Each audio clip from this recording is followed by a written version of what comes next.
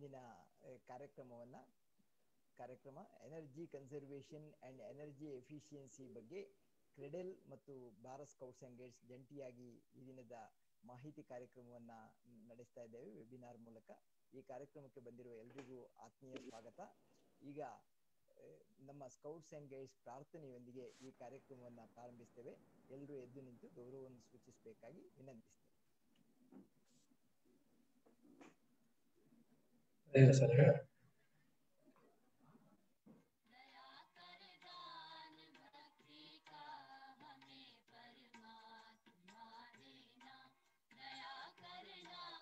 हमारी आत्मा में शुद्धता देना, हमारे ज्ञान में आओ प्रभु, आँखों में बस जाओ, अंधेरे दिल में आकर के परम ज्योति जगा देना, बहा दो प्रेम की गंगा, दिलों में प्रेम का सागर, हमें आपस में मिलजुल कर प्रभु रहना सिखा देना, हमारा कर्म हो सेवा, हमारा धर्म हो सेवा, सदा ईमान हो सेवा, वो सेवक चर बना देना, वतन के वास्ते जीना, वतन के वास्ते मरना, वतन पर जान फिदा करना, प्रभु हमको सिखा देना, दया कर दान भक्ति का हमें परमात्मा देना, दया करना हमारी आत्मा में शुद्धता देना.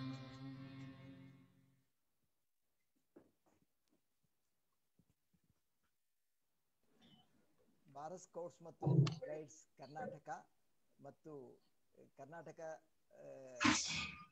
ಕ್ರೆಡೆಲ್ ವತಿಯಿಂದ ಇಂದು ನಮ್ಮ ಸ್ಕೌಟ್ಸ್ ಮತ್ತು ಗೈಡ್ಸ್ನ ಎಲ್ಲ ಸದಸ್ಯರಿಗೆ energy conservation and energy efficiency ಬಗ್ಗೆ ವೆಬಿನಾರ್ ಮೂಲಕ ಮಾಹಿತಿ ನೀಡುವ ಕಾರ್ಯಕ್ರಮವನ್ನು ಇಂದು ಸಂಘಟಿಸಲಾಗಿದೆ. ಈ ಕಾರ್ಯಕ್ರಮದಲ್ಲಿ ಭಾಗವಹಿಸುತ್ತಿರುವಂತಹ ಎಲ್ಲ ಶಿಬಿರಾರ್ಥಿಗಳಿಗೆ, ಎಲ್ಲ ಭಾಗವಹಿಸುತ್ತಿರುವವರಿಗೆ ಆತ್ಮೀಯವಾಗಿ ಸ್ವಾಗತವನ್ನು ಬಯಸ್ತೇವೆ. ಭಾರತ್ ಸ್ಕೌಟ್ಸ್ ಮತ್ತು ಗೈಡ್ಸ್ ಕರ್ನಾಟಕದ ರಾಜ್ಯ ಮುಖ್ಯ ಆಯುಕ್ತರು ಸನ್ಮಾನ್ಯ PGR ಸಿಂಧ್ಯಾ ಅವರ ಮಾರ್ಗದರ್ಶನದಲ್ಲಿ ಏನು ಕೋವಿಡ್-19 ಈ ಸಂದರ್ಭದಲ್ಲಿ ನಾವು ಅನೇಕ ಅತ್ಯುತ್ತಮವಾದಂತಹ ಮಾಹಿತಿ ಕಾರ್ಯಕ್ರಮಗಳನ್ನು ಸ್ಕೌಟ್ಸ್ ಆ್ಯಂಡ್ ಗೈಡ್ಸ್ಗೆ ನೀಡಿದ್ದೇವೆ. ಇದರ ಮುಂದುವರಿದ ಭಾಗವಾಗಿ ಇಂದು KREDL Karnataka renewable energy development limited ಇವರ ಸಹಕಾರದಲ್ಲಿ energy conservation and energy efficiency ಬಗ್ಗೆ ಅತ್ಯುತ್ತಮವಾದಂತಹ ಮಾಹಿತಿಯನ್ನ ನೀಡಲಿಕ್ಕಿದ್ದಾರೆ. ನಮ್ಮೊಂದಿಗೆ ಕ್ರೆಡೆಲ್ನ ಟೆಕ್ನಿಕಲ್ ಆಫೀಸರ್ ಆಗಿರುವಂತಹ ಸನ್ಮಾನ್ಯ ಮಹೇಶ್ ಅವರಿಗೆ ನಾನು ಈ ಕಾರ್ಯಕ್ರಮಕ್ಕೆ ಆತ್ಮೀಯವಾಗಿ ಸ್ವಾಗತವನ್ನ ಬಯಸ್ತೇನೆ. ಮಹೇಶ್ ಅವರು ಭಾರತ್ ಸ್ಕೌಟ್ಸ್ ಆ್ಯಂಡ್ ಗೈಡ್ಸ್ಗೆ ಅನೇಕ ರೀತಿಯಲ್ಲಿ ಸಹಕಾರಗಳನ್ನು ನೀಡಿದ್ದಾರೆ. ಕ್ರೆಡೆಲ್ನ ಎಲ್ಲ ಅಧಿಕಾರಿಗಳ ನೇತೃತ್ವದಲ್ಲಿ ಈ ಕಾರ್ಯಕ್ರಮದಲ್ಲಿ ನಮ್ಮೊಂದಿಗೆ ಭಾಗವಹಿಸುತ್ತಿರುವಂತಹ ಕ್ರೆಡೆಲ್ನ ಎಲ್ಲ ಅಧಿಕಾರಿಗಳಿಗೆ ಮತ್ತು ಭಾರತ್ ಸ್ಕೌಟ್ಸ್ ಮತ್ತು ಗೈಡ್ಸ್ನ ಎಲ್ಲ ರಾಜ್ಯ ಆಯುಕ್ತರು, ಸ್ಕೌಟ್ಸ್ MA ಖಾಲಿದ್ ರಾಜ್ಯ ಆಯುಕ್ತರು ಗೈಡ್ಸ್ ಶ್ರೀಮತಿ ಗೀತಾ ನಟರಾಜ್ ಮೇಡಮ್ ಅವರು ಹಾಗೂ ಎಲ್ಲ ರಾಜ್ಯ ಕಾರ್ಯದರ್ಶಿ ಗಂಗಪ್ಪಗೌಡ ಅವರು, ಎಲ್ಲರಿಗೂ ನಾನು ಒಂದೇ ಮಾತಿನಲ್ಲಿ ಆತ್ಮೀಯವಾಗಿ ಸ್ವಾಗತ. ಹಾಗೇನೆ ಕ್ರೆಡೆಲ್ನ ಎಲ್ಲ ಅಧಿಕಾರಿಗಳಿಗೂ ಸ್ವಾಗತವನ್ನು ಬಯಸಿ ಈಗ ಮಹೇಶ್ ಅವರು ನಮಗೆ ಮಾಹಿತಿಯನ್ನು ನೀಡಬೇಕು ಅಂತ ಅವರಲ್ಲಿ ವಿನಂತಿಸ್ತಾ ಅವರಿಗೆ ಮಗದೊಮ್ಮೆ ಆತ್ಮೀಯ ಸ್ವಾಗತವನ್ನ ಬಯಸ್ತೇನೆ. ನಮಸ್ಕಾರ. Good morning one and all. ನನ್ನ ಹೆಸರು ಮಹೇಶ್ ಅಂತ, ಟೆಕ್ನಿಕಲ್ ಆಫೀಸರ್ ಆಗಿ Karnataka renewable energy development limited ಇಲ್ಲಿ ಬೆಂಗಳೂರಲ್ಲಿ ಕೆಲಸ ಮಾಡ್ತಾ ಇದ್ದೀವಿ. ಈ ವಾರ ನಾವು ರಾಷ್ಟ್ರೀಯ ಇಂಧನ ಸಂರಕ್ಷಣಾ ಸಪ್ತಾಹ ಅಂದ್ರೆ ನ್ಯಾಷನಲ್ ಎನರ್ಜಿ ಕನ್ಸರ್ವೇಷನ್ ವೀಕ್ ಅಂತ ಆಚರಣೆ ಮಾಡ್ತಾ ಇದ್ದೀವಿ. ಸೊ ಅದರ ಅಂಗವಾಗಿ ಭಾರತ್ ಸ್ಕೌಟ್ಸ್ ಗೈಡ್ಸ್ ನ ಎಲ್ಲಾ ವಿದ್ಯಾರ್ಥಿಗಳಿಗೆ ಮತ್ತೆ ಪಾರ್ಟಿಸಿಪೆಂಟ್ಸ್ ಎಲ್ಲರಿಗೂ ಸಹ ರಾಷ್ಟ್ರೀಯ ಇಂಧನ ಸಂರಕ್ಷಣಾ ದಿನದ ಶುಭಾಶಯಗಳನ್ನ ಕೋರ್ತೀನಿ. ಈ ಕಾರ್ಯಕ್ರಮವನ್ನು ಆಯೋಜಿಸಕ್ಕೆ ನಮ್ಮ ಸಂಸ್ಥೆಯ ಮ್ಯಾನೇಜಿಂಗ್ ಡೈರೆಕ್ಟರ್ ಆದಂತ ಶ್ರೀ ಡಾಕ್ಟರ್ HP ಬೂದೇಪರ್ ಅವರು ಒಂದು ಇನಿಷಿಯೇಟ್ ತಗೊಂಡದನ್ನ ನಿಮ್ಮ ಈ ಕಾರ್ಯಕ್ರಮ ಆಯೋಜಿಸಿದ್ದೀವಿ. ಅವರಿಗೆ ಈ ಮೂಲಕವಾಗಿ ನಾನು ಧನ್ಯವಾದಗಳನ್ನು ಅರ್ಪಿಸ್ತೀನಿ. ಮತ್ತು ಹಾಗೆ ನಮ್ಮ ವಿಭಾಗದ ಮುಖ್ಯಸ್ಥರಾದ ಹನುಮಂತ ರಾಯಪ್ಪ ಹಾಗೂ ನನ್ನ ಸಹೋದರಿಗಳಾದ ಅಪ್ಪಣ್ಣ ಗೌಡ್ರು ಹಾಗೂ ಶ್ರೀಮತಿ ಸಹನಾ ಸಂತೋಷ್ ಅವರನ್ನು ಸಹ ಈ ಕಾರ್ಯಕ್ರಮದಲ್ಲಿ ನಾನು ಸ್ವಾಗತ ಕೋರ್ತೇನೆ. ಈ ಕಾರ್ಯಕ್ರಮ ಒಂದು ಮುಖ್ಯವಾಗಿ ವಿದ್ಯಾರ್ಥಿಗಳಲ್ಲಿ ಇಂಧನ ದಕ್ಷತೆ ಮತ್ತು ಇಂಧನ ಸಂರಕ್ಷಣೆ ಬಗ್ಗೆ ತಿಳುವಳಿಕೆ ಮೂಡ್ತಕ್ಕಂಥ ಕಾರ್ಯಕ್ರಮ ಇರುತ್ತದೆ. ಈಗ ಅದ್ರ ಬಗ್ಗೆ ಈಗ ಒಂದು ಪ್ರೆಸೆಂಟೇಶನ್ ಪ್ರಾರಂಭ ಮಾಡ್ತಾ ಇದೀವಿ. ದಯಮಾಡಿ ಎಲ್ಲರೂ ಸಹ ನಿಮ್ಮ ಏನೇ ಪ್ರಶ್ನೆಗಳಿದ್ದು ಅಂದ್ರೂ ಕೊನೆಯಲ್ಲಿ ಅದನ್ನ ರೈಸ್ ಮಾಡುವಂಥದ್ದು ಅಥವಾ ಕೇಳಬಹುದಾಗಿರುತ್ತೆ. Yes, we can start with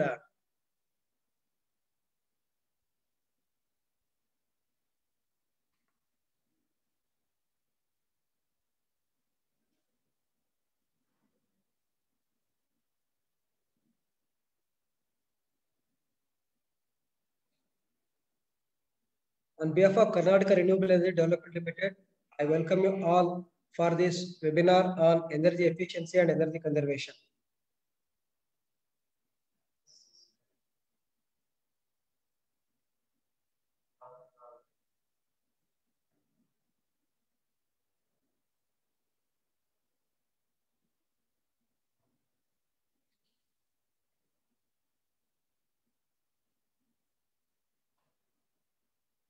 So you all know the energy conservation is the scientific method of decreasing the quantity of energy used while achieving a similar outcome of end use.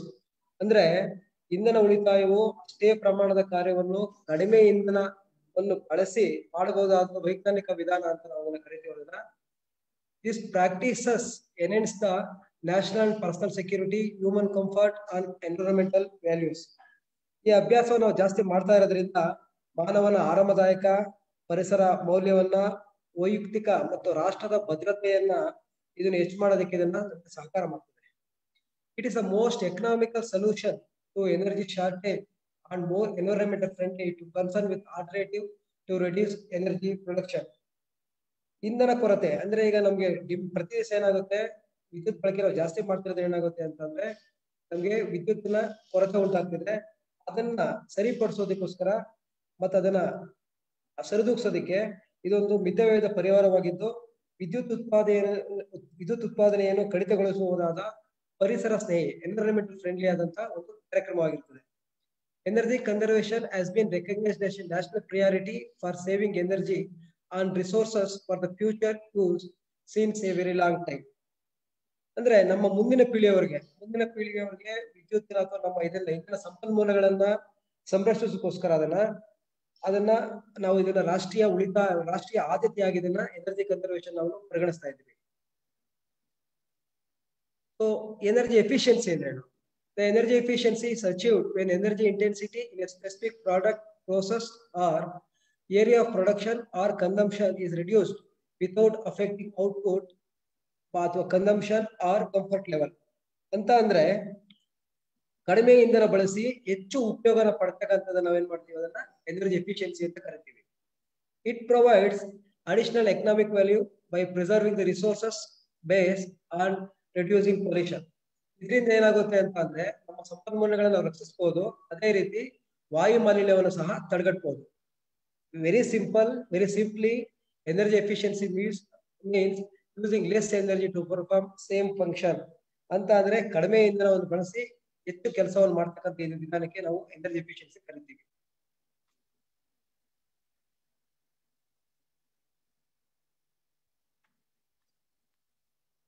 ಅದಕ್ಕೆ example ನಿಮ್ಗೆ ಈಗ driving less is an example of energy conservation. Driving the same amount with a higher mileage vehicle is an example for energy efficiency.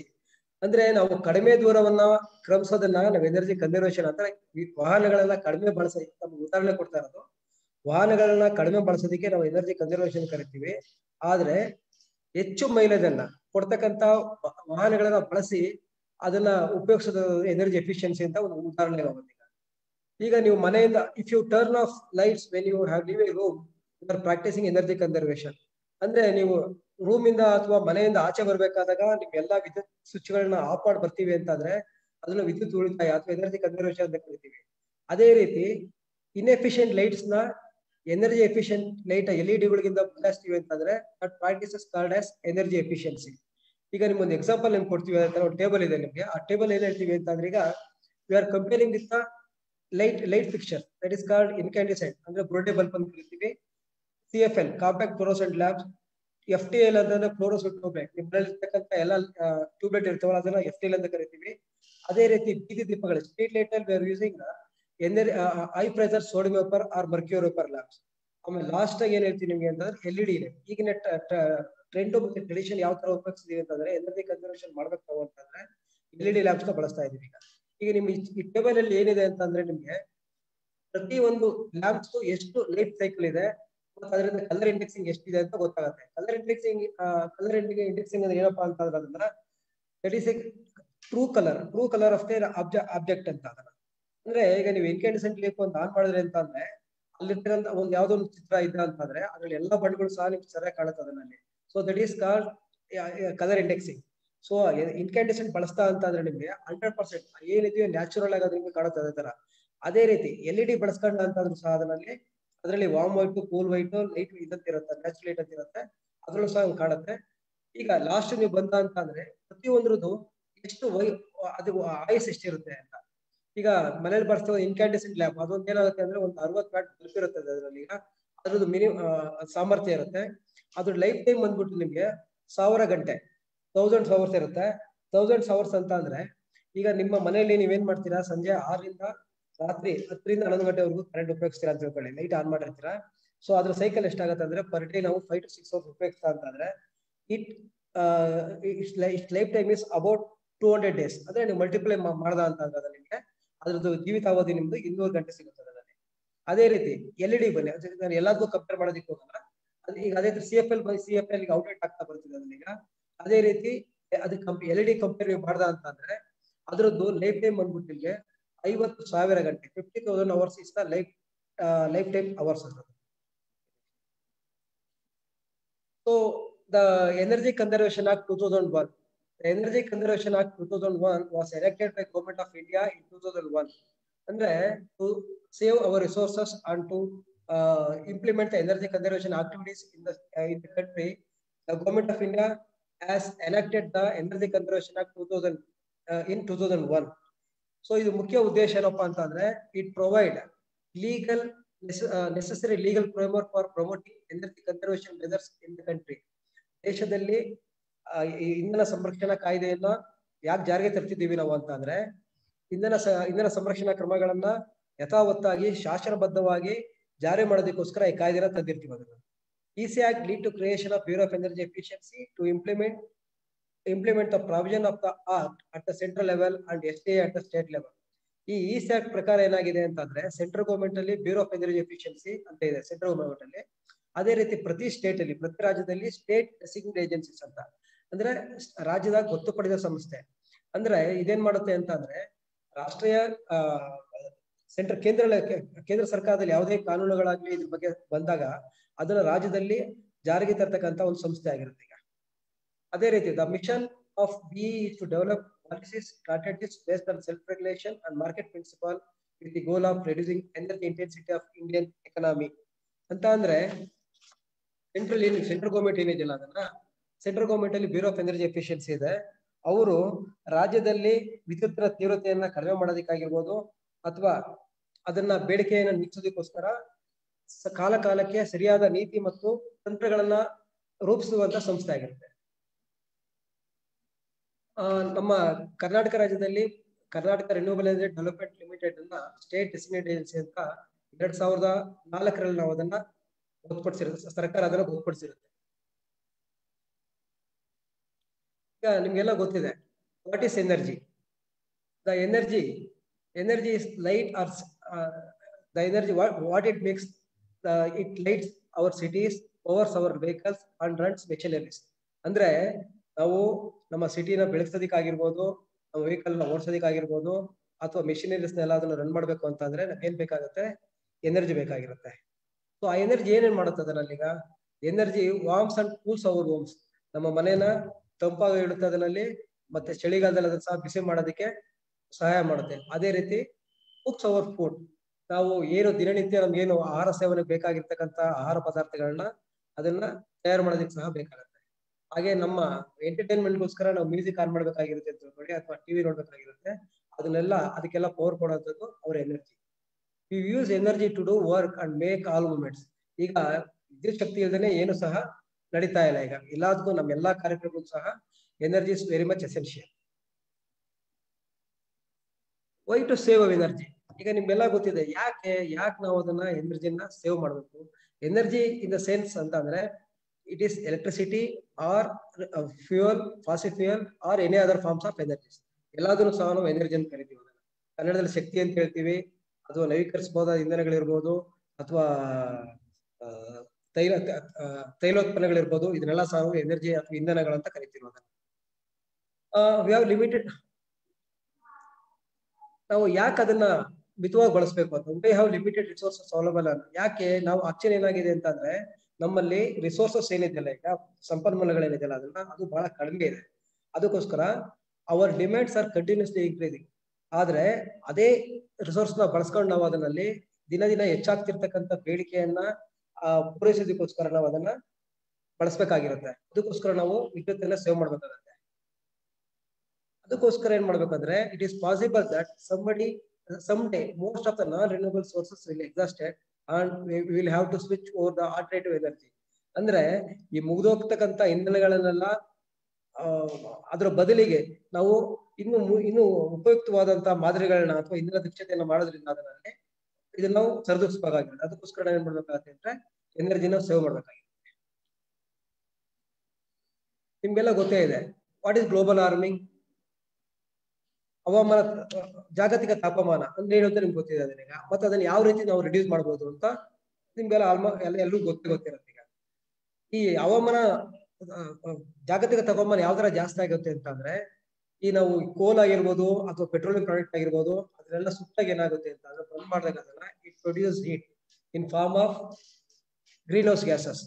ಆ green house gases are carbon dioxide, methane, nitrous oxide. ಇವೆಲ್ಲ ಸೇರೋದು ನಾವಲ್ಲಿ ಏನಾಗುತ್ತೆ green house gases ಅಂತ ಕರಿತೀವಿ. ಇದರಿಂದ ಏನಾಗುತ್ತೆ ಅಂದ್ರೆ ಭೂಮಿ ಮೇಲಿರ್ತಕ್ಕಂಥ ತಾಪಮಾನ ಜಾಸ್ತಿ ಆಗುತ್ತೆ. ಅದನ್ನ ಯಾವ ರೀತಿ ಔಟ್ ರಿಡ್ಯೂಸ್, ಯಾವ ತರ ಕಡಿಮೆ ಮಾಡ್ಬೋದು ನಾವು ಅದನ್ನ ಅಂತಂದ್ರೆ ಹೆಚ್ಚು ಮರಗಳನ್ನ ಹಾಕೋದ್ರಿಂದ ಅಂದ್ರೆ ಬೆಳೆಸೋದ್ರಿಂದ ಅದರಲ್ಲಿ ನಾವು ಅದನ್ನ ತಾಪಮಾನನ ಕಡಿಮೆ ಮಾಡ್ಬೋದು. ಯಾಕೆ ಅದರಿಂದ ಏನ್ ಉಪಯೋಗ ಆಗುತ್ತೆ ಅಂತಂದ್ರೆ, ಈಗ ಮರಗಳ ಕೆಲಸ ಏನು, ವಾತಾವರಣದಲ್ಲಿ ಇರ್ತಕ್ಕಂಥ ಕಾರ್ಬನ್ ಡೈಆಕ್ಸೈಡ್ ಹಿಡ್ಕೊಂಡು ಆಮ್ಲಜನಕನ ಬಿಡುಗಡೆ ಮಾಡುತ್ತೆ. ಈಗ ನಾವೇನ್ ಮಾಡ್ತಿದೀವಿ, ಕೈಗಾರಿಕೀಕರಣ ಆಗಿರ್ಬೋದು ಅಥವಾ ನಮ್ಮ ಉಪಯೋಗಕ್ಕೋಸ್ಕರ ಏನ್ ಮಾಡ್ತಿದೀವಿ, ಎಲ್ಲಾ ಕಾಡುಗಳನ್ನೆಲ್ಲ ಕಡ್ದೋದ್ರಲ್ಲಿ, ಗಿಡ ಮರಗಳೆಲ್ಲ ಕಡ್ದೋದ್ರಲ್ಲಿ ನಾವು ನಗರೀಕರಣ ಮಾಡ್ತಾ ಇದೀವಿ. ಹಾಗೇನಾಗುತ್ತೆ, ನಮ್ಮ ಬೇಡಿಕೆಗೋಸ್ಕರ ನಾವೇನು ವಿದ್ಯುತ್ ತಯಾರಿಸೋದಕ್ಕೆ ಎಲ್ಲಾ ಸಂಪನ್ಮೂಲ ಬಳಸ್ತಾ ಇದೀವಲ್ಲ, ಅದರಿಂದ ಉತ್ಪತ್ತಿ ಆಗುವಂತ ಈಟು ಮತ್ತೆ ಅದರಿಂದ ಆಗತ್ತ CO2 ಪ್ರಮಾಣನ ಕಡಿಮೆ ಮಾಡ್ಬೇಕು ಅಂತಂದ್ರೆ ಮರಗಳೇ ಇಲ್ಲ ಅಂದ್ರೆ ಯಾವ ರೀತಿ ಅದನ್ನ ಹೀರ್ಕೊಳಕ್ ಸಾಧ್ಯ ಆಗುತ್ತೆ. ಅದಕ್ಕೋಸ್ಕರ ಆದ್ರೂ ಸಹ ನಾವು ಅದನ್ನ ಯಥೇಚ್ಛವಾಗಿ ನಾವು ಮರಗಳನ್ನ ಸಹ ಬಳಸಬೇಕಾಗುತ್ತೆ.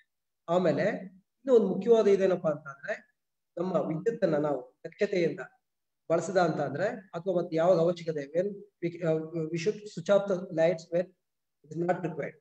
ಉಪಯೋಗ ಇರತಕ್ಕಂಥ ಸಮಯದಲ್ಲಿ ಸ್ವಿಚ್ ಆಫ್ ಮಾಡೋದ್ರಿಂದ ಸಹ ಅದರಲ್ಲಿ ನಾವು ಅದನ್ನ ಸರಿದೂಗಿಸಬಹುದಾಗಿರುತ್ತೆ. ನಿಮ್ಗೆಲ್ಲ ಗೊತ್ತಿದೆ ನಾನ್ ರಿನ್ಯೂಬಲ್ ಸೋರ್ಸಸ್ ಯಾವ್ಯಾವುದು ಅಂತಂದ್ರೆ ಫಾಸಿಲ್ ಫ್ಯೂಯಲ್ಸ್, ಕೋಲ್, petrol, diesel and natural gases. The burning fossil fuel causes, ಆಗ್ಲೇ ನಿಮ್ಗೆ ಹೇಳ್ದಂಗೆ ಇವನ್ನೆಲ್ಲ ಸುಡೋದ್ರಿಂದ ಏನಾಗುತ್ತೆ, ಏರ್ ಪೊಲ್ಯೂಷನ್ ಆಗುತ್ತೆ, ಗ್ಲೋಬಲ್ ವಾರ್ಮಿಂಗ್ ಉಂಟಾಗುತ್ತೆ. ಸೊ ನಾವು ವಿದ್ಯುತ್ ಉಳಿಸೋದ್ರಿಂದ ಏನೇನು ಉಪಯೋಗ ಆಗುತ್ತೆ ಅಂತ, the benefits of energy saving. ಈಗ ಮೊದಲನೇದೇನಪ್ಪಾ ಅಂತಂದ್ರೆ ನಮ್ ಸ್ವಂತಕ್ಕೋಸ್ಕರ ಮಾಡೋದ್ರಿಂದ ಏನಾಗುತ್ತೆ ಅಂದ್ರೆ ನಮ್ಗೆ ಹಣ ಉಳಿತಾಯ ಆಗುತ್ತೆ. ಅದೇ ರೀತಿ optimise generation to meet demand ಅಂತ ಅಂದ್ರೆ ಜನರೇಷನ್ ನಾವು ಸಹ ಅದರಲ್ಲಿ ಕಡಿಮೆ ಮಾಡ್ಬೋದು. ಇದರಿಂದ ಏನಾಗುತ್ತೆ ಅಂತಂದ್ರೆ ಪೊಲ್ಯೂಷನ್ ಸಹ ಕಡಿಮೆ ಮಾಡ್ಬೇಕಾಗಿರುತ್ತೆ. ಸೊ ಆಗ್ಲೇ ಹೇಳ್ದಂಗೆ ಇಂಧನ ಸಂರಕ್ಷಣೆ ಆಗತ್ತೆ ಅಂದ್ರೆ what is the necessity of energy conservation.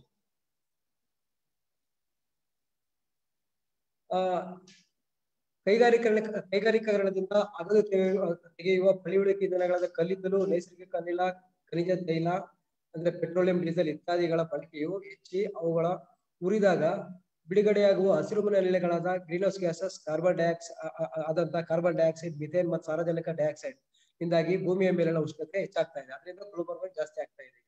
ಅದಕ್ಕೋಸ್ಕರ ಆಗ್ಲೇ ಹೇಳಿದಂಗೆ ಗಿಡ ಮರ ಇಲ್ಲದೆ ಇರೋದಕ್ಕೋಸ್ಕರ ಸಹ ಅದನ್ನ ಗ್ಲೋಬಲ್ ವಾರ್ಮಿಂಗ್ ಜಾಸ್ತಿ ಆಗ್ತಾ ಇದೆ. ಅದ್ರಿಂದ ಏನೇನು ಪರಿಣಾಮ ಆಗ್ತಾ ಇದೆ ಅಂತಂದ್ರೆ ಭೂಮಿಯ ಮೇಲಿನ ಉಷ್ಣತೆ ಹೆಚ್ಚಾಗೋದಲ್ಲದೆ ಸಮುದ್ರ ನೀರಿನ ಮಟ್ಟವೂ ಸಹ ಹೆಚ್ಚಾಗ್ತದೆ. ಅಲ್ಲದೆ ಹೆಚ್ಚು ಮಳೆ ಪ್ರವಾಹ ಈಗ ನೋಡ್ತಾ ಇದ್ದೀರಾ, ಅಕ್ಟೋಬರ್ ನವೆಂಬರ್ಗೆಲ್ಲ ಮಳೆ ಬರ್ತಾ ಇದೆ. ಈ ಹಿಂದೆ ಎಲ್ಲ ಆತರ ಮಳೆ ಬರ್ತಿರ್ಲಿಲ್ಲ. ಇದೆಲ್ಲ effect of the global warming ಅದನ್ನಲ್ಲಿ ಉಂಟಾಗಿ ಅದರ ಪ್ರವಾಹದಂತ ಪ್ರಕೃತಿ ವಿಕೋಪ ಉಂಟಾಗಿ ದ್ವೀಪಗಳ ಮುಳುಗುವಿಕೆ, ಸಮುದ್ರ ತೀರ ಪ್ರದೇಶಗಳ ಸವಳಿಕೆ ಹಾಗೂ ಹವಾನಿಯಂತ್ರಗಳ ಹೆಚ್ಚು ಬಳಕೆ ಆಗುತ್ತಿದೆ. ಅಂದ್ರೆ ಏನಾಗುತ್ತೆ, ಎಸಿ ನಾವು ಜಾಸ್ತಿ ಆನ್ ಮಾಡಿದ್ರೆ ಸಹ ಏನಾಗುತ್ತೆ, ಅಲ್ಲಿ ಎನರ್ಜಿ ಕನ್ಸಂಪ್ಷನ್ ಜಾಸ್ತಿ ಮಾಡೋದಾಗುತ್ತೆ. ಸೊ ಇನ್ ಟರ್ಮ್ ಏನಾಗುತ್ತೆ ಅಂತ ಅಂದ್ರೆ ಅದನ್ನ ವಿದ್ಯುತ್ ಉತ್ಪಾದನೆ ಮಾಡೋದಕ್ಕೋಸ್ಕರನೂ ಸಹ ಕರೆಂಟ್ ಬೇಕಾಗೋದ್ರಿಂದ ಅದರಿಂದ ಸಹ ನಾವು ಗ್ಲೋಬಲ್ ಜಾಸ್ತಿ ಆಗ್ತಾ ಇದೆ. ಅದೇ ಅಷ್ಟೇ. ಓಕೆ,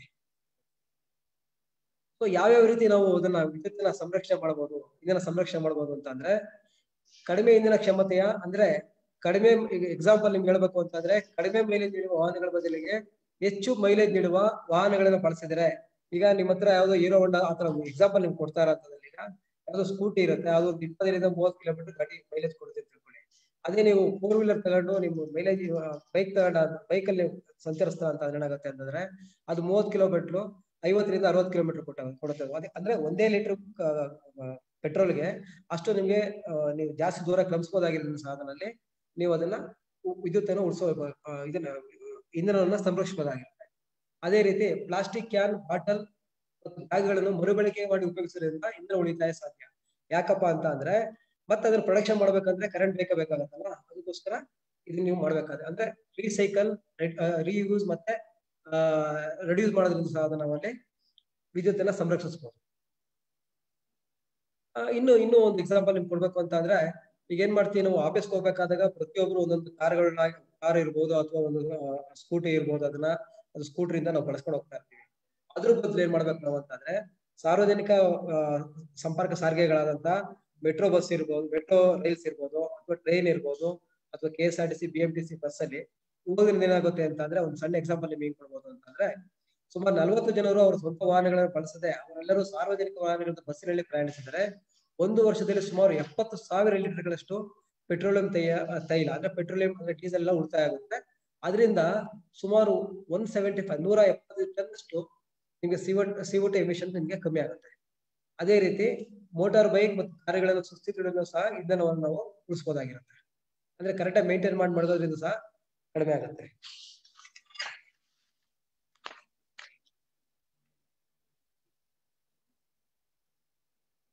ಆಮೇಲೆ ಒಂದೇ ಕಡೆ ಬಹಳ ಜನ ಹೋಗ್ತಿರ್ತೀರಾ, ಸಹೋದ್ಯೋಗಿಗಳ ಕೆಲಸಕ್ಕಾಗಿರ್ಬೋದು, ಸ್ನೇಹಿತರೆಲ್ಲ ಹೋಗ್ತಿರ್ಬೋದು.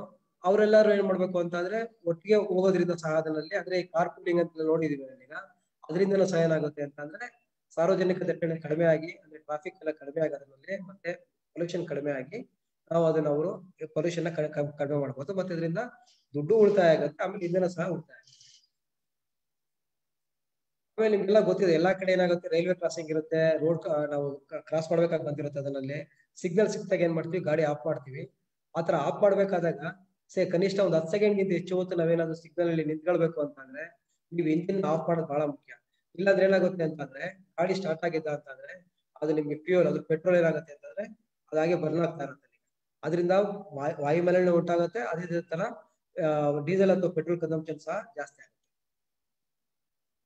ಆಮೇಲೆ ಇನ್ನೂ ಒಂದು ಮುಖ್ಯವಾಗಿ ಇನ್ನೊಂದು ಏನೇನು ಮಾಡ್ಬೋದು ನಿಮ್ಗೆ ಅಂತಂದ್ರೆ, ಈಗ ಬ್ಯಾಟರಿ ಆಪರೇಟೆಡ್ ಸೈಕಲ್, ಸ್ಕೂಟರ್ಸ್, ಕಾರ್ಗಳನ್ನ ಸಹ ಬಳಸೋದ್ರಿಂದ ಏನಾಗ್ಬೋದು ಅಂತಂದ್ರೆ we can reduce the we can become independent from the petroleum product.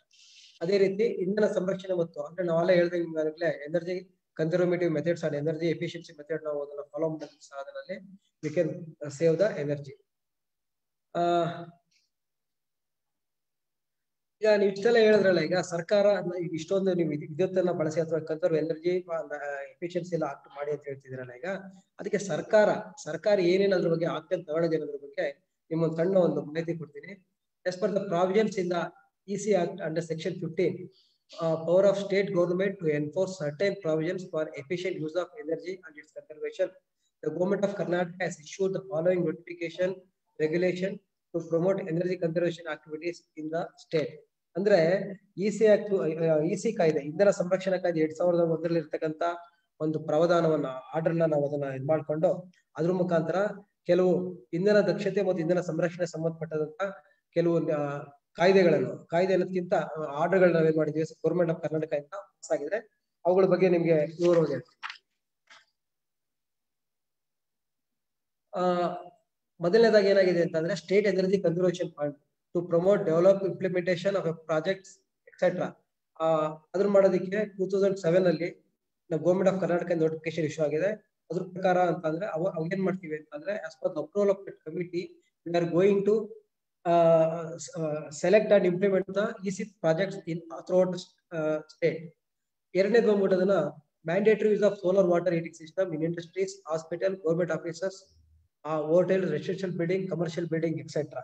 ಈಗ ನಿಮ್ಗೆಲ್ಲ ಗೊತ್ತೇ ಇದೆ, ನಿಮ್ಮ ಮನೆಗಳಲ್ಲಿ ಇರ್ಬೋದು ಅಥವಾ ಆಫೀಸ್ಗಳಿರ್ಬೋದು, ಅದರಲ್ಲಿ ಎಲ್ಲರೂ ಸಹ ಅದರಲ್ಲಿ ನೀವೇನ್ ಮಾಡಿದೀರಾ ಅಂತಂದ್ರೆ ಸೋಲಾರ್ ವಾಟರ್ ಹೀಟರ್ನ ನೀವು ಬಳಸ್ತೀರಾ. ಅದರಲ್ಲಿ ಅದರಿಂದ ಏನಪ್ಪಾ ಅನುಕೂಲ ಆಗುತ್ತೆ ಅಂತಂದ್ರೆ ನೀವು ಸಾಮಾನ್ಯವಾಗಿ ಸೋಲಾರ್ ವಾಟರ್ ಯಾವಾಗ ಬಳಸ್ತಿದ್ರೆ ಬೆಳಗಿನ ಸಮಯ ಉಪಯೋಗಿಸ್ತೀವಿ. ಬೆಳಿಗ್ಗೆ ಏನೇನಾಗುತ್ತೆ ಅಂತಂದ್ರೆ ವಿದ್ಯುತ್ ಸರಬರಾಜು ಕಂಪನಿಗಳಿಗೆ ಅದನ್ನ ಪೀಕ್ ಅವರ್ ಅಂತ ಕರಿತೀವಿ. ಅಂದ್ರೆ ಆ ಸಂದರ್ಭದಲ್ಲಿ ಏನಾಗ್ತದೆ, ಜನಗಳದೆಲ್ಲ ಆಕ್ಟಿವಿಟೀಸ್ ಜಾಸ್ತಿ ಇರುತ್ತೆ.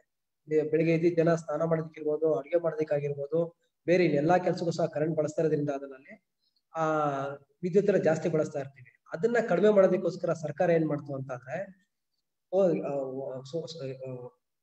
ಎಲೆಕ್ಟ್ರಿಕಲ್ ಗೀಸರ್ ಬದಲು ಸೋಲಾರ್ ವಾಟರ್ ಹೀಟರ್ ಉಪಯೋಗಿಸಿ ಅಂತ ಹೇಳಿದ್ದಾರೆ. ಸೊ ಇದ್ರ ಅದಕ್ಕೊಂದು ಹೇಳದ ಅಷ್ಟೇ ಹೇಳ್ತಾರೆ, ನಮಗೆ ಒಂದು ಸಬ್ಸಿಡಿ ಆಗಿ ಪ್ರತಿ ಒಂದು ಇನ್ಸ್ಟಾಲೇಷನ್ ಸೋಲಾರ್ ವಾಟರ್ ಹೀಟರ್ ಹಾಕ್ಸ್ಕೊಂಡ ಅಂತ ಅಂದ್ರೆ ಪ್ರತಿ ಒಂದು ಮೀಟರ್ಗೆ 50 ರೂಪಾಯಿ ನಿಮ್ಗೆ ಸಬ್ಸಿಡಿ ಕೊಡ್ತಾರೆ, ಅಥವಾ 50 ಪೈಸಾ ಪರ್ ಯೂನಿಟ್. ಇವೆರಡರಲ್ಲಿ ಯಾವ್ದು ಜಾಸ್ತಿನೋ ಅದನ್ನ ನಿಮ್ಗೆ ಕೊಡ್ತಿದ್ದಾರೆ ಅದನ್ನ.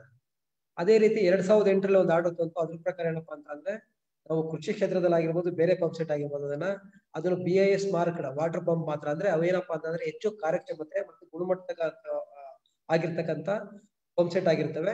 ಸೊ ಅದನ್ನ ಉಪಯೋಗಿಸೋದಕ್ಕೋಸ್ಕರ ಅದನ್ನ ಒಂದು ಕಾನೂನನ್ನು ತಂದಿದ್ದಾರೆ. ಅದೇ ರೀತಿ ನಿಮ್ಗೆಲ್ಲ ಗೊತ್ತಿದೆ, ಜಾಸ್ತಿ ಎನರ್ಜಿ ನಮ್ದು ಕನ್ಸಂಪ್ಷನ್ ಜಾಸ್ತಿ ಆಗುವಂತದ್ದು ಬಿಲ್ಡಿಂಗ್ ಸೆಕ್ಟರ್ ಅಲ್ಲಿ.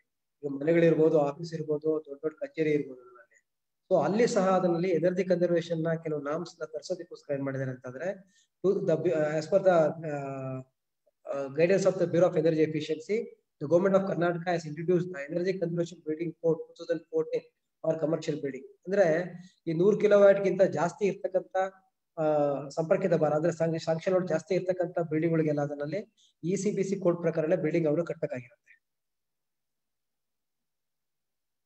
ಇನ್ 2015 ಏನ್ ಮಾಡಿದ್ರು ಅಂತಂದ್ರೆ mandatory use of LED lights in government buildings.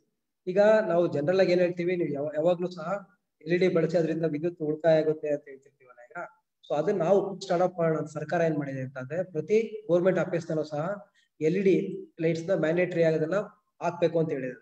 ಅಂದ್ರೆ ಇರೋದನ್ನ ಬಿಚ್ಚಾಕೋದು ಅಂತ ಅಲ್ಲ. ಹೊಸ ಆಫೀಸ್ ನಲ್ಲಿ ಆದ್ರೆ ಹೊಸ ಕಟ್ಬೇಕಾದಾಗ ಕಂಪಲ್ಸರಿ LED ಹಾಕ್ಬೇಕಾಗತ್ತೆ.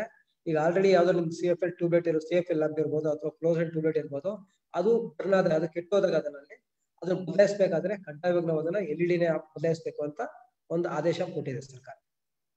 2016 ಇನ್ನೊಂದು ಆದೇಶ ಏನ್ ಮಾಡಿದೆ ಅಂತಂದ್ರೆ ಸರ್ಕಾರದಲ್ಲಿ mandatory use of energy efficient PE 4/5 star rated pump set for irrigation and drinking water supply in city, town, Grama Panchayat and the social welfare departments and rural development and Panchayat department.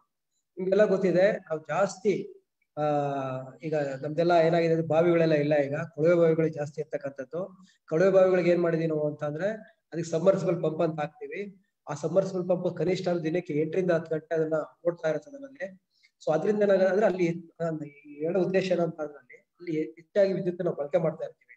ಅಲ್ಲಿ BE star rated pump ಹಾಕೋದ್ರಿಂದ ಏನಾಗುತ್ತೆ ಅಂದ್ರೆ ಕನಿಷ್ಠ 15 ರಿಂದ 20% ಅಷ್ಟು ನಿಮಗೆ savings ಆಗುತ್ತೆ, energy savings ಆಗುತ್ತೆ. ಅದಕ್ಕೋಸ್ಕರ ಸರ್ಕಾರ ಏನ್ ಮಾಡಿದೆ, ಮ್ಯಾಂಡೇಟರಿ ಕಡ್ಡಾಯ ಮಾಡಿದೆ, ಅದಕ್ಕೆ ಹಾಕ್ಲೇಬೇಕು ಅಂತ. ಅಟ್ಲೀಸ್ಟ್ ಯಾವ ತರ ಅಂತಂದ್ರೆ ಒಂದು ಅಗ್ರಿಕಲ್ಚರ್ ಸೆಕ್ಟರ್ ಅಲ್ಲಿ, ಇನ್ನೊಂದು ಈ ಸಿಟಿ ಮುನ್ಸಿಪಾಲಿಟಿ ಇರ್ಬೋದು, ಗ್ರಾಮ ಪಂಚಾಯತ್ ಅವರು ಇರ್ಬೋದು, ಪಂಚಾಯತ್ ಡಿಪಾರ್ಟ್ಮೆಂಟ್ ಅವರು ಎಲ್ಲೆಲ್ಲಿ ಇದ್ ಮಾಡ್ತಾರಲ್ಲ, ಹಾಗೆ ಸೋಷಿಯಲ್ ವೆಲ್ಫೇರ್ ಡಿಪಾರ್ಟ್ಮೆಂಟ್ ಅವರು ಈ SC ST ಫಲಾನುಭವಿಗಳಿಗೆ ಏನ್ ಮಾಡುತ್ತೆ ಅಂದ್ರೆ ಅವರೇ ಸರ್ಕಾರದಿಂದ ಖರ್ಚು ಮಾಡಿ ಗಂಗಾ ಕಲ್ಯಾಣ ಯೋಜನೆಯಲ್ಲಿ ಕೊಳವೆ ಬಾವಿಗಳು ಹಾಕೊಡುತ್ತೆ. ಆ ಕೊಳವೆ ಬಾವಿಗಳು ಬಳಸ್ತಕ್ಕಂಥ ಪಂಪು ಸಹ BE ಸ್ಟಾರ್ ರೇಟ್ ಇರಬೇಕು ಅಂತ ಒಂದು ಕಾಯ್ದೆ ಮಾಡಿದೆ, ಒಂದು ಆದೇಶ ಕೊಟ್ಟಿರುತ್ತೆ. ನೆಕ್ಸ್ಟ್ ಅದೇ ತರ 2016 ಇನ್ನೊಂದು ಆರ್ಡರ್ ಮಾಡಿದೆ. ಅದೇನಪ್ಪ ಅಂದ್ರೆ mandatory use of BE 5 star rated electrical appliances in government and public undertaking departments. ಈಗ ನಿಮ್ಗೆ ಆಗ್ಲೇ ಹೇಳ್ದಂಗೆ ಏನಾಗುತ್ತೆ ಅಂತಂದ್ರೆ BE ಸ್ಟಾರ್ ರೇಟೆಡ್ ಅಪ್ಲಯನ್ಸಸ್ ಅಲ್ಲಿ ಬರೀ ವಾಟರ್ ಪಂಪ್ ಒಂದೇ ಇರಲ್ಲ, AC ಇರುತ್ತೆ, ಫ್ಯಾನ್ ಇರುತ್ತೆ, ಲೈಟ್ಸ್ ಇರುತ್ತೆ. ಸೊ ಇದನ್ನ ಮೊದಲಾಗಿ ಸರ್ಕಾರಿ ಕಚೇರಿಗಳಲ್ಲಿ ಜಾರಿಗೆ ಅದನ್ನ ಉಪಯೋಗಿಸ್ತಿರೋ ಕಾರಣಕ್ಕೋಸ್ಕರ ಅದನ್ನ ಮ್ಯಾಂಡೇಟರಿ ಮಾಡಿದ್ದಾರೆ. ಸೊ ಪ್ರತಿಯೊಬ್ರು ಸಹ ಎಲ್ಲಾ ಸರ್ಕಾರಿ ಇಲಾಖೆಗಳು ಇವನ್ನ ಬಳಸಲೇಬೇಕಾಗಿರುತ್ತೆ. ಏರ್ ಕಂಡೀಷನ್ ಇರ್ಬೋದು, ಫ್ಯಾನ್ ಎಲ್ಲವೂ ಸಹ. ನೆಕ್ಸ್ಟ್ 2017 ಇನ್ನೊಂದು ಇದ್ ಮಾಡಿದ್ದಾರೆ ಅಂತಂದ್ರೆ ನಮ್ಮ ಡಿಸ್ಕಾಮ್ ಅಂದ್ರೆ ವಿದ್ಯುತ್ ವಿತರಣಾ ಕಂಪನಿಗಳಲ್ಲಿ ಏನಾಗುತ್ತೆ ಅಂತಂದ್ರೆ ಟ್ರಾನ್ಸ್ಫಾರ್ಮರ್ ಹಾಕೊಡ್ತೀವಿ. ಆ ಟ್ರಾನ್ಸ್ಫಾರ್ಮರ್ ಇಂದ ನಿಮ್ಮ ಮನೆಗಳಿಗೆಲ್ಲ ಕರೆಂಟ್ ಬರ್ತಕ್ಕಂಥದ್ದು ವಿದ್ಯುತ್ ಪರಿವರ್ತಕ ಅಂತ ಕನ್ನಡದಲ್ಲಿ ಹೇಳ್ತೀವಿ ನಾವು ಅದನ್ನ. ಇದನ್ನು ಸಹ ಏನ್ ಮಾಡಿದೀವಿ ಅಂತಂದ್ರೆ ನಗರ ಪ್ರದೇಶಗಳಲ್ಲಿ 5 star rated distribution transformer compulsory ಉಪಯೋಗಿಸಲೇಬೇಕು. ಅದರಲ್ಲಿ ಈ ರೂರಲ್ ಸೆಕ್ಟರ್ಸ್ ರೀಜನ್ಗಳೆಲ್ಲ ನಾವು B4 ಸ್ಟಾರ್ ರೇಟೆಡ್ ಟ್ರಾನ್ಸ್ಫಾರ್ಮರ್ ನ ಬಳಸಬೇಕಾಗಿರುತ್ತೆ. ಯಾವುದೇ ತರ ನಾನ್ ಸ್ಟಾರ್ ರೇಟೆಡ್ ಟ್ರಾನ್ಸ್ಫಾರ್ಮರ್ ನ ಬಳಸುವಾಗೆ ಇಲ್ಲ. ನೆಕ್ಸ್ಟ್ 2019 ಇನ್ನೊಂದು ನೋಟಿಫಿಕೇಶನ್ ಇಶ್ಯೂ ಮಾಡಿದ್ದಾರೆ. ಅದೇನು ಅಂತಂದ್ರೆ ಈಗ ನಿಮ್ಗೆಲ್ಲ ಗೊತ್ತಿದೆ ಏರ್ ಕಂಡೀಷನರ್ ನಾವು ಆಫೀಸ್ಗಳಲ್ಲಿ ಇರ್ಬೋದು, ಕೆಲವು ಮನೆಗಳಲ್ಲಿ, ಆಸ್ಪತ್ರೆಗಳಲ್ಲಿ ಎಲ್ಲ ಏರ್ ಕಂಡೀಷನ್ ಬಳಸ್ತೀವಿ. ನಾವು AC ಅಂದಕ್ಕೆ ಏನ್ ಮಾಡ್ತೀವಿ ಅಂತ ಅಂದ್ರೆ ಟೆಂಪರೇಚರ್ 17, 18, 19 ಇಟ್ಕೊಳ್ಬೇಕು ಅಂತ ಅಂತೀವಿ. ಆದ್ರೆ ನಿಮ್ಗೆಲ್ಲ ಗೊತ್ತಿರ್ಲಿ ನಮ್ಮ ಮನುಷ್ಯ ಅಂದ್ರೆ ನಮ್ಮ ದೇಹದ ತಾಪಮಾನ 34 ರಿಂದ 35 ಡಿಗ್ರಿ ಟೆಂಪರೇಚರ್ಗೆ ಸೆಟ್ ಆಗಿರುತ್ತೆ. ಅದರಲ್ಲಿ ನೀವು 17, 18 ಇಟ್ಕೊಂಡು ಏನಾಗುತ್ತೆ ಅಂತಂದ್ರೆ ಒಂದು ನಿಮ್ಮ ದೇಹಕ್ಕೆ ಪ್ರತಿಕೂಲವಾದ ಒಂದು ಎಫೆಕ್ಟ್ ಕೊಡುತ್ತೆ ಅದರಲ್ಲಿ. ಅಂದ್ರೆ ನಿಮ್ಗೆ ನೆಗಡಿ, ಕೆಮ್ಮು ಅಥವಾ ಬೇರೆ ತರ ಸಮಸ್ಯೆಗಳು ಬರ್ಬೋದು. ಅದಕ್ಕೆ ಒಂದು ಸರ್ಕಾರ ಏನ್ ಮಾಡಿದೆ ಅಂತ ಅಂದ್ರೆ ಪ್ರತಿಯೊಂದು ಏರ್ ಕಂಡೀಷನರ್ ಸಹ ಅದರಲ್ಲಿ 24 ರಿಂದ 25% ಅಷ್ಟು ಟೆಂಪರೇಚರ್ ನ ಸೆಟ್ ಮಾಡ್ಬೇಕಂತಿದೆ. ಈ ಪ್ರತಿ 1 ಡಿಗ್ರಿ ಟೆಂಪರೇಚರ್ ನ ನೀವು ಕಡಿಮೆ ಮಾಡಿದಷ್ಟು ಹೋದ್ರೆ ಏನಾಗುತ್ತೆ ಅಂತಂದ್ರೆ 6 ರಿಂದ 7% ಅಷ್ಟು ನಿಮಗೆ ವಿದ್ಯುತ್ ಉಳಿತಾಯ ಆಗುತ್ತೆ. ಇದು ನಮ್ಮ bureau of energy efficiency guidelines ಪ್ರಕಾರ ಸರ್ಕಾರ ಆದೇಶ ಮಾಡಿದೆ. ನೆಕ್ಸ್ಟ್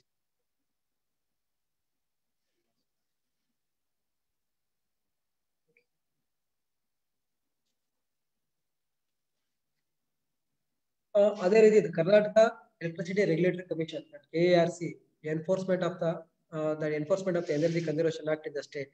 ಈಗ ಈ ನಮ್ಮ ರಾಜ್ಯದಲ್ಲಿ EC ಆಕ್ಟ್ ಅನ್ನ ಜಾರಿಗೆ ತರಬೇಕು ಅಂತಂದ್ರೆ ಅದಕ್ಕೊಂದು ಅಡ್ಜುಡಿಕೇಶನ್ ಆಫೀಸರ್ ಅಂತ ಒಬ್ಬರು ಇರಬೇಕಾಗುತ್ತೆ. ಅವ್ರ ಗ್ರೀವೆನ್ಸ್ ಗಳದಕ್ಕೆ ಇರ್ಬೋದು ಅಥವಾ ಏನಾದ್ರು ಆಕ್ಷನ್ ತಗೊಳ್ಳೋದಕ್ಕೆ ಒಬ್ರು ಬೇಕಾಗಿರುತ್ತೆ. ಅದಕ್ಕೆ ಅದ್ರ ಪ್ರಮಾಣವಾಗಿ ನಮ್ಮ ಮಾನ್ಯ KERC ಅವರು ಅಡ್ಜುಡಿಕೇಶನ್ ಆಫೀಸರ್ ಅಂತ 2015 ಅವನು ನೇಮಕ ಮಾಡಿರ್ತಾರೆ. ಅದರಲ್ಲಿ ಇದು EC ಆಕ್ಟ್ ನಲ್ಲಿ ಒಂದು ಕ್ಲಾಸ್ ಇದೆ. ಆ ಕ್ಲಾಸ್ ಪ್ರಕಾರ ಅದನ್ನು ಆ ಕೋರ್ಸ್ ಬಳಸಿ ಅದರಲ್ಲಿ ರಾಜ್ಯ ಸರ್ಕಾರ ಅವ್ರನ್ನ ನೇಮಿಸಿದೆ. ಅದೇ ರೀತಿ ಪ್ರತಿ ವಿದ್ಯುತ್ ಸರಬರಾಜು ಕಂಪನಿಗಳಲ್ಲೂ ಸಹ ಡಿಮ್ಯಾಂಡ್ ಸೈಡ್ ಮ್ಯಾನೇಜ್ಮೆಂಟ್ ರೆಗ್ಯುಲೇಷನ್ಸ್ ಅಂತ ಒಂದು ಡಿಮ್ಯಾಂಡ್ ಸೈಡ್ ಮ್ಯಾನೇಜ್ಮೆಂಟ್ ಸೆಲ್ ಮಾಡಬೇಕಾಗಿರುತ್ತೆ. ಅದನ್ನ ರಚಿಸೋದಕ್ಕೋಸ್ಕರ KERC has notified the demand side management regulation by notification dated 28/7/2015. And DSM cell have been considered in all DISCOMs and many DSM activities have been taken up.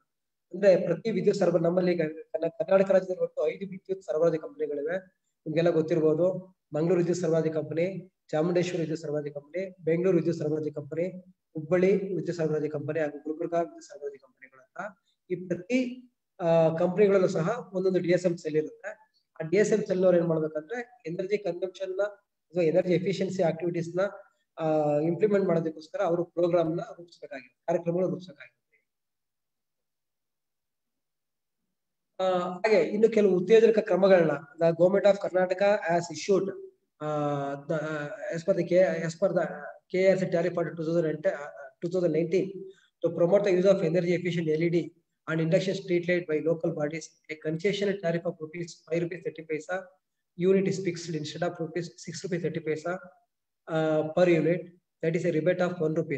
ಏನಾಗುತ್ತೆ ನಾವು ಬಳಸಿ ಅಂತ ಹೇಳೋದಕ್ಕಿಂತ ಒಂದು ಅವರಿಗೆ concession ಏನಾದ್ರು ಒಂದು ಉತ್ತೇಜಕವಾಗಿ ಏನಾದ್ರು ಕೊಡ್ಬೇಕನ್ನೋ ಉದ್ದೇಶಕ್ಕೋಸ್ಕರ ಏನ್ ಮಾಡಿದ್ದಾರೆ ಅಂತಂದ್ರೆ ಈಗ ನಿಮ್ಮ ಮನೇಲಿ ಈಗ ಏನಾಗುತ್ತೆ ನಾನು ಆಗ್ಲೇ ಹೇಳ್ದಂಗೆ ಸೋಲಾರ್ ವಾಟರ್ ಹೀಟರ್ ಬಳಸಿದ್ರೆ ಏನಾಗುತ್ತೆ ನಿಮ್ಗೆ ಅಂತಂದ್ರೆ ನಿಮ್ಗೆ ಪ್ರತಿ ಒಂದು ಬಳಕೆ ಆದ ಪ್ರತಿ ಯೂನಿಟ್ ನಿಮ್ಗೆ 50% ಒಂದು ಯೂನಿಟ್ ಕಮ್ಮಿ ಆಗುತ್ತೆ. ಅದೇ ರೀತಿ ಸ್ಟ್ರೀಟ್ ಲೈಟ್ ಅಲ್ಲಿ ಬೀದಿ ದೀಪಗಳಲ್ಲೂ ಸಹ ಏನ್ ಮಾಡಿದ್ದಾರೆ ಅಂತಂದ್ರೆ ನೀವು LED ಬಳಸ್ತಾ ನೀವು ಅಂತಂದ್ರೆ ಅವರಿಗೆ ₹6.5 ಬದಲು ₹5 ಅಂದ್ರೆ ₹1 ಅಷ್ಟು ಅವರಿಗೆ ಕನ್ಸೆಷನ್ ಸಿಗತಕ್ಕಂತ ಟ್ಯಾರಿಫ್ ನ ನಮ್ಮ KERC ಅವರು ಫಿಕ್ಸ್ ಮಾಡಿರ್ತಾರೆ ಅದನ್ನ.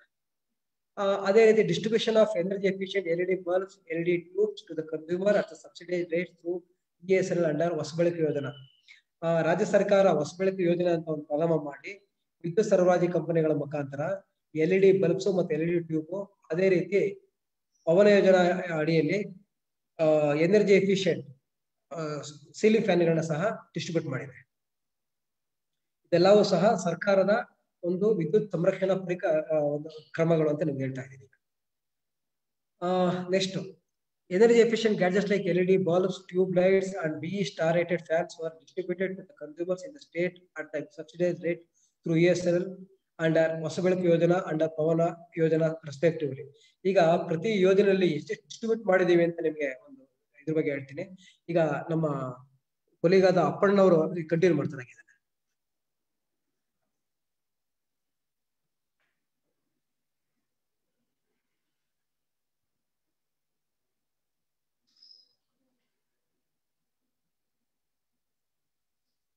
ಬೆಳಕು ಯೋಜನಾ ಮತ್ತು ಪವನ ಯೋಜನಾ ಈ ಎರಡು ಯೋಜನೆಗಳ ಅಡಿಯಲ್ಲಿ ESL ಕಡೆಯಿಂದ ಒಂದು ಏನು ಎನರ್ಜಿ ಎಫಿಷಿಯಂಟ್ ಬಲ್ಬ್ಸ್ ಮತ್ತೆ ಬಿ ಸ್ಟಾರ್ ರೇಟೆಡ್ ಫ್ಯಾನ್ಸ್ ಆಗಿರ್ಬೋದು, LED ಟ್ಯೂಬ್ಲೈಟ್ಸ್ ಆಗಿರ್ಬೋದು ಡಿಸ್ಟ್ರಿಬ್ಯೂಟ್ ಮಾಡಲಾಗಿದೆ. ಇದು ನವೆಂಬರ್ ಪ್ರಕಾರ ಹೊಸ ಬೆಳಕು ಯೋಜನೆಯಲ್ಲಿ ಸುಮಾರು 237 ಲಕ್ಷದಷ್ಟು LED ಬಲ್ಬ್ಸ್ಗಳು ಮತ್ತು ಸುಮಾರು 4 ಲಕ್ಷದಷ್ಟು LED ಟ್ಯೂಬ್ಲೈಟ್ಗಳು ಮತ್ತು 72,119ರಷ್ಟು ಬಿ ಸ್ಟಾರ್ ರೇಟೆಡ್ ಫ್ಯಾನ್ಸ್ ನ ಡಿಸ್ಟ್ರಿಬ್ಯೂಟ್ ಮಾಡಲಾಗಿದೆ. ಒಟ್ಟಾರೆಯಾಗಿ LED ಬಲ್ಬ್ಸ್ ನಿಂದ ಎಷ್ಟು ಟನ್ ಅಷ್ಟು CO2 ರಿಡಕ್ಷನ್ ಮಾಡಬಹುದು ಅನ್ನೋ ಚಾರ್ಟ್ ನ ಇಲ್ಲಿ ಕೊಟ್ಟಿದ್ವಿ. ಇದು ಆಸ್ ಆನ್ ನವೆಂಬರ್ ಅಲ್ಲಿ ತಗೊಂಡಿರುವಂತದ್ದು. ಬಿ ಸ್ಟಾರ್ ರೇಟೆಡ್ ಫ್ಯಾನ್ಸ್ ನಿಂದ 5,500 ಟನ್ ಅಷ್ಟು ಕಾರ್ಬನ್ ಡೈಆಕ್ಸೈಡ್ ರಿಡಕ್ಷನ್ ಆಗಿದೆ ಅಂತ ಈ ಟೇಬಲ್ ಇಂದ ನಿಮ್ಗೆ ಗೊತ್ತಾಗ್ತದೆ. ಈಗ ಕೆಲವೊಂದಿಷ್ಟು ಸ್ಕೀಮ್ಸ್ ನ ಬ್ಯೂರೋ ಆಫ್ ಎನರ್ಜಿ ಎಫಿಷಿಯನ್ಸಿಯಿಂದ ಯಾವ್ಯಾವ ಸ್ಕೀಮ್ಸ್ ಗಳನ್ನ ಉತ್ತೇಜನ ಮಾಡ್ಲಿಕ್ಕೆ SDA ಕಡೆಯಿಂದ ಇದಾವೆ ಅಂತಂದ್ರೆ, ಈಗ ಅವೇರ್ನೆಸ್ ಪ್ರೋಗ್ರಾಮ್ಸ್ ಆಗಿರ್ಬೋದು, ಬಿಲ್ಡಿಂಗ್ ಎನರ್ಜಿ ಎಫಿಷಿಯನ್ಸಿ ಪ್ರೋಗ್ರಾಮ್ಸ್ ಆಗಿರ್ಬೋದು, ಆಮೇಲೆ transport sector, demand side management ಮತ್ತೆ ಸ್ಟಾರ್ ರೇಟಿಂಗ್ ಅಪ್ಲೈನ್ಸಸ್, ಹೀಗೆ ಸುಮಾರು ಯೋಜನೆಗಳನ್ನ SDA ಕಡೆಯಿಂದ ಇಂಪ್ಲಿಮೆಂಟ್ ಮಾಡೋದಕ್ಕೋಸ್ಕರ BE ದವರು ಕೆಲವೊಂದಿಷ್ಟು ಸ್ಕೀಮ್ಸ್ ಗಳನ್ನ ಮಾಡಿದ್ದಾರೆ. ಅದರಲ್ಲಿ ಸ್ಟ್ಯಾಂಡರ್ಡ್ ಮತ್ತೆ ಲೇಬ್ಲಿಂಗ್ ಅಂತ ಒಂದು ಯಾವ ಸ್ಕೀಮ್ ಇದೆ BE ಇಂದ. ಅದರಲ್ಲಿ ಸ್ಟ್ಯಾಂಡರ್ಡ್ ಅಂದ್ರೆ energy efficiency standards are procedures and regulations that prescribe limits on energy conservation of manufactured products. ಅಂದ್ರೆ ಈಗ ಸ್ಟ್ಯಾಂಡರ್ಡ್ ಯಾಕೆ ಸಲುವಾಗಿ ಸ್ಟ್ಯಾಂಡರ್ಡ್ ನ ಮೇಂಟೈನ್ ಮಾಡಬೇಕು ಅನ್ನೋದ್ರ ಸಲುವಾಗಿ ಸ್ಟ್ಯಾಂಡರ್ಡ್ ಮತ್ತೆ ಲೇಬ್ಲಿಂಗ್ ಅನ್ನೋದನ್ನ ಇಂಪ್ಲಿಮೆಂಟ್ ಮಾಡ್ತಾ ಇದ್ದಾರೆ. ಅದಕ್ಕೆ ಕೆಲವೊಂದಿಷ್ಟು ಬೆನಿಫಿಟ್ಸ್ ಇದೆ. ಏನಂತಂದ್ರೆ ಅದರಿಂದ ನೀವು ಎನರ್ಜಿ ಕಾಸ್ಟ್ ರೆಡ್ಯೂಸ್ ಮಾಡ್ಬೋದು, ಗ್ರೀನ್ ಹೌಸ್ ಗ್ಯಾಸ್ ಎಮಿಷನ್ ನ ರೆಡ್ಯೂಸ್ ಮಾಡ್ಬೋದು, ಮತ್ತೆ ಮಾರ್ಕೆಟ್ ಎಫಿಷಿಯನ್ಸಿನ ಜಾಸ್ತಿ ಮಾಡೋದಕ್ಕೋಸ್ಕರವಾಗಿ ಸ್ಟ್ಯಾಂಡರ್ಡ್ ನ ರೂಪಿಸಿರ್ತಾರೆ. ಈಗ ಲೇಬ್ಲಿಂಗ್ ಅಂತಂದ್ರೆ, ಈಗ energy efficiency levels are information affixed to manufactured products and usually communicate the product energy performance. ಅಂದ್ರೆ ಈಗ ನೀವು ಎಲೆಕ್ಟ್ರಿಕಲ್ ಎಕ್ವಿಪ್ಮೆಂಟ್ಸ್ ನ ಪರ್ಚೇಸ್ ಮಾಡ್ಬೇಕಾದ್ರೆ ನಿಮ್ಗೆ ಅದೊಂದು ಡಿಸ್ಪ್ಲೇ ತರ ಒಂದು ಲೇಬಲ್ ಪ್ರೊವೈಡ್ ಮಾಡಿರ್ತಾರೆ. ಅದರಲ್ಲಿ ಎಷ್ಟು ಸ್ಟಾರ್ ಗಳನ್ನ ನಮೂದಿಸಿರ್ತಾರೋ ಅಷ್ಟು ನಿಮ್ಗೆ ಎನರ್ಜಿ ಎಫಿಷಿಯನ್ಸಿ ಇರುತ್ತೆ ಅಂತ. ಸಪೋಸ್ ನೀವು 5 ಸ್ಟಾರ್ as an example,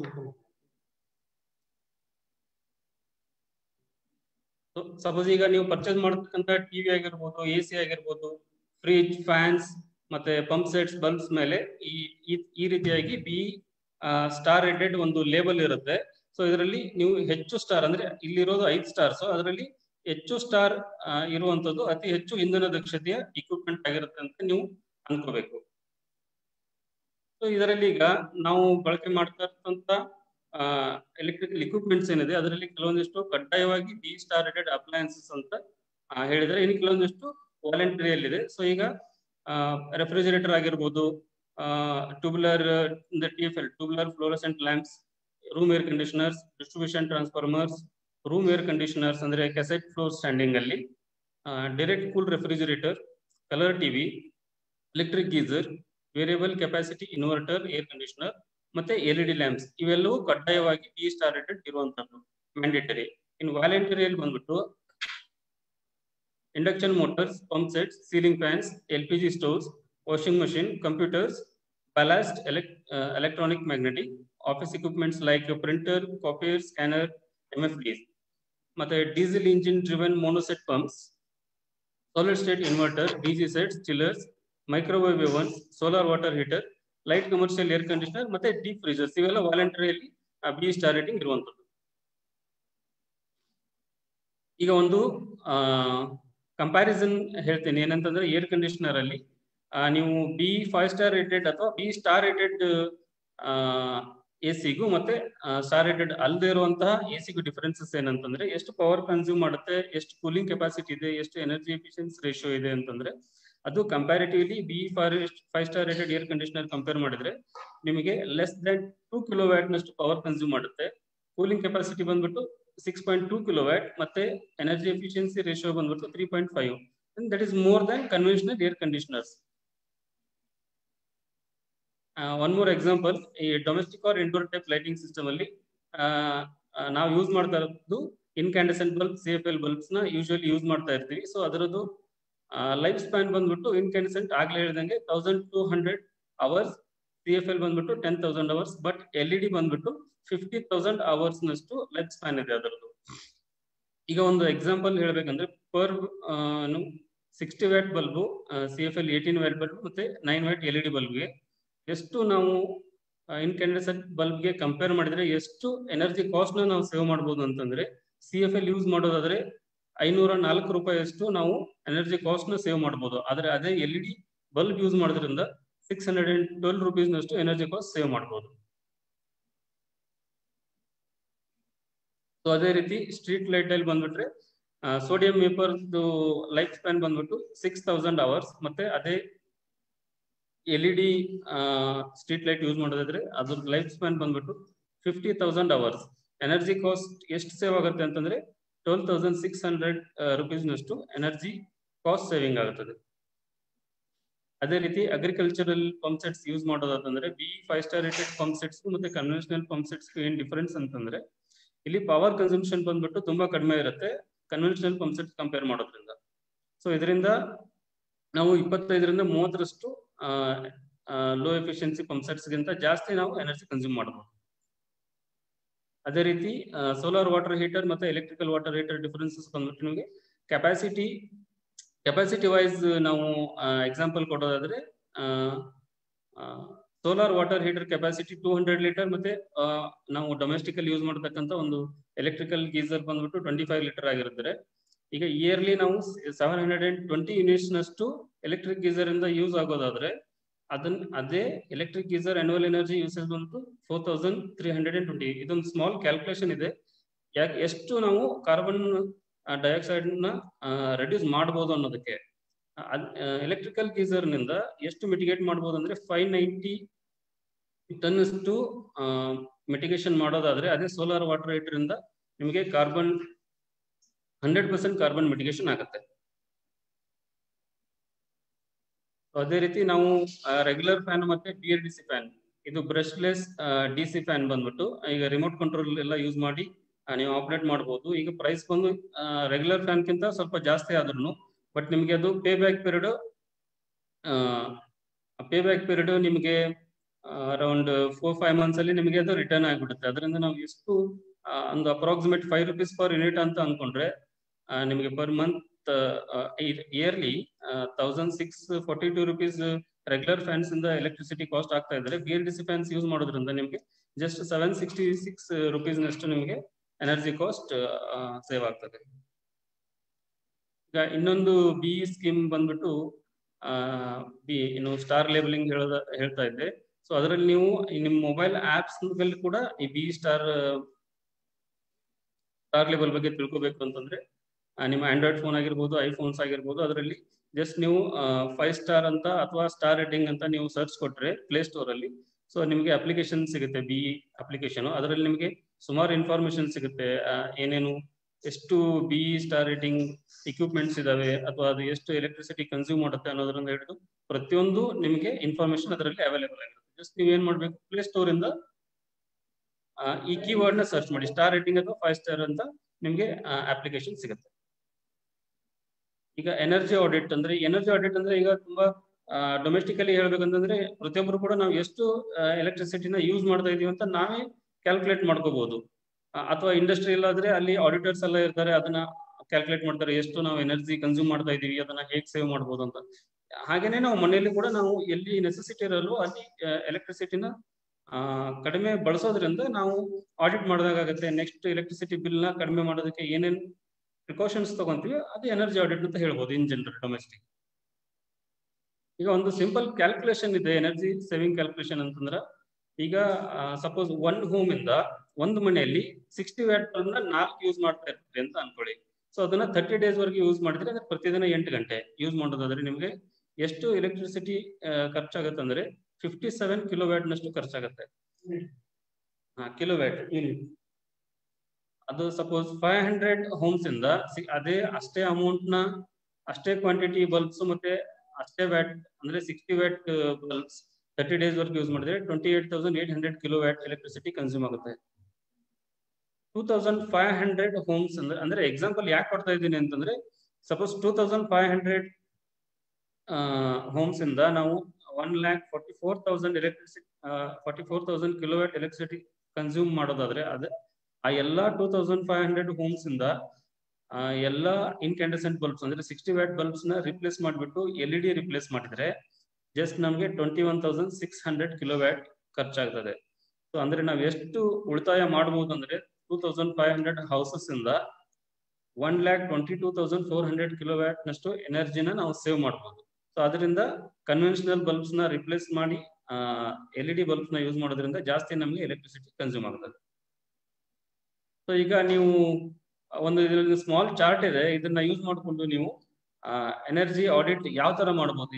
ಚಿಕ್ಕದಾಗಿ ಹೇಳ್ಬೇಕಂದ್ರೆ ನೀವು ಮನೆಯಲ್ಲಿ ಅಥವಾ ಆಫೀಸಲ್ಲಿ ಸ್ಕೂಲಲ್ಲಿ ನಾವು ಯಾವ್ಯಾವ ಇಕ್ವಿಪ್ಮೆಂಟ್ ಬಳಸ್ತೀವಿ ಅದನ್ನ ಯಾವ ರೀತಿ ನಾವು ಕಡಿಮೆ ಮಾಡ್ಬೋದು, ಎಷ್ಟು ಬಳಸ್ತೀವಿ ಅನ್ನೋದು ಒಂದು ಸ್ಮಾಲ್ ಚಾರ್ಟ್ ಇರೋದ್ರ ಇದರಲ್ಲಿ.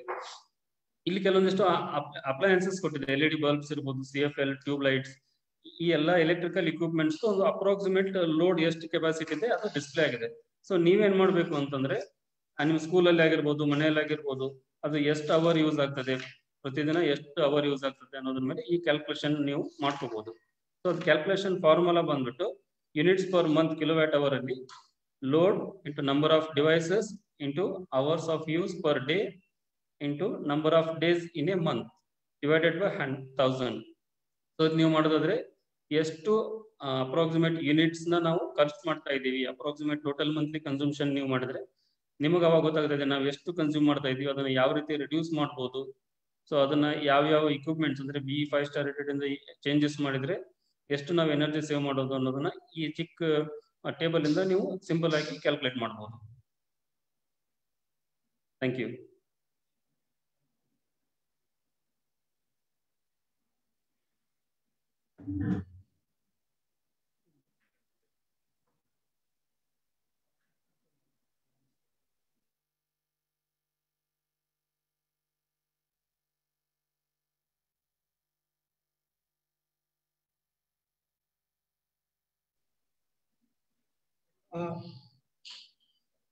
On behalf of Karnataka Renewable Energy, I thank Mr. Sharad Raj from Bharat Scouts and Guides IT in charge, and Sri Chalaya sir and other officers and officials from Bharat Scouts and Guides for their support to organize this webinar on the occasion of Energy Conservation Week from Karnataka Renewable Energy Development Limited. ಮತ್ತು ಇನ್ನೊಂದು announcement ಏನಪ್ಪಾ ಅಂತಂದ್ರೆ, ಇಂದು ಸಂಜೆ ಸಾಯಂಕಾಲದೊಳಗಡೆ ನಿಮಗೆ ಒಂದು quiz competition ತರ ಒಂದು quiz competition ಇರುತ್ತೆ. ಅದು ಆ ಲಿಂಕ್ ನ ನಮ್ಮ ಶರತ್ ಸರ್ ಅದನ್ನ ಅವ್ರು ನಿಮಗೆ ಶೇರ್ ಮಾಡ್ತಾರೆ ಅದರಲ್ಲಿ.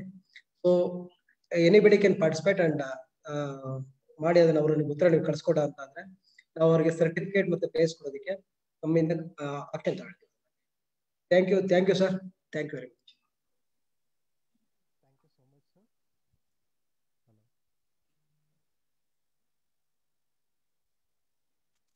Thank you, sir. Thank you, everyone, one and all, who are present here on this webinar. I hope you all understand how to save the energy efficiently by this webinar. I would like to thank on behalf of the State Chief Commissioner, the Federal, for giving us this opportunity to organize this webinar. As the resource speaker, Mr. Mahesh sir has explained very nicely about the solar efficiency. Thank you, sir. Thank you, Mahesh sir, and thank you, Gowda sir. I also thank our State Chief Commissioner, Sri PGR Sindhya sir, and all his team and the participants who are attending this webinar and also watching through Facebook Live. Thank you, everyone.